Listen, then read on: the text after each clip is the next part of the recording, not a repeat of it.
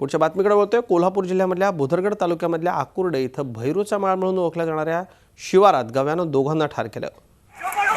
उसाचं पाचट काढायला गेलेल्या शेतकरी तरुणावर गव्यानं हल्ला केला।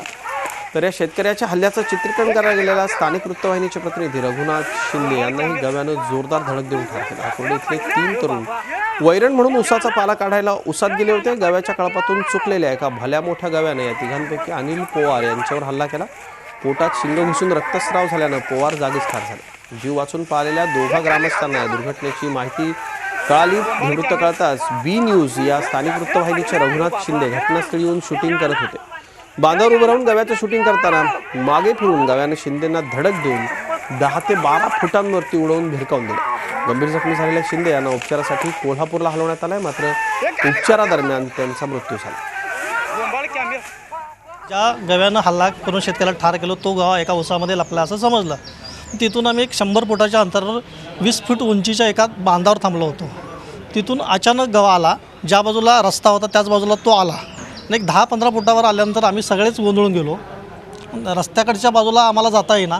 त्यानंतर आमचे बी न्यूजचे पत्रकार बांधाच्या खाली उतरले, पुन्हा गवा पाठीमागे फिरला। त्या बांधाच्या बाजून पुन्हा त्यांच्यावर अटॅक करून त्यांना पोटामध्ये शिंगे खुपसून उचलून टाकलं।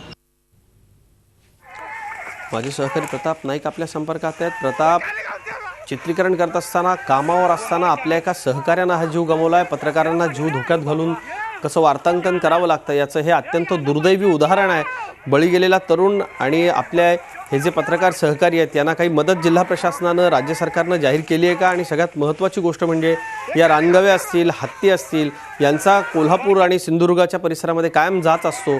वन विभागानं काय प्रतिक्रिया दिली आहे? त्यांच्याकडनं काही मदत होणार आहे?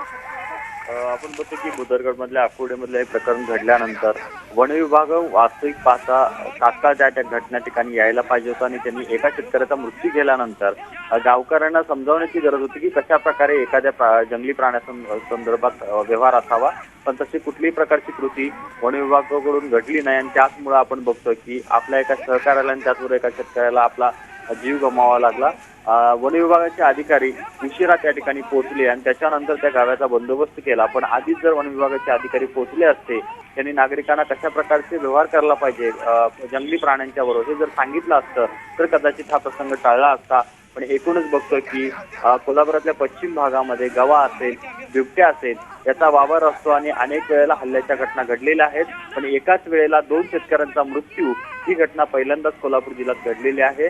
आणि त्यामध्ये चित्रीकरणासाठी गेलेले बी न्यूजचे कॅमेरामन रघुनाथ शिंदे यांना आपला जीव गमावा लागला आणि त्याचबरोबर आपल्या जनावरांसाठी चारा आणायला गेलेले जे पवार आहेत त्यांना सुद्धा आपला जीव गमावा लागलेला आहे। खरं पवार आणि शिंदे या दोघांनाही श्रद्धांजली, पण जिथं पत्रकार वेळेत पोहोचू शकतील तिथे वन विभाग का पोहोचला नाही हा बोचरा सवाल आहे। दोघांचा जीव घेऊन गेलाय।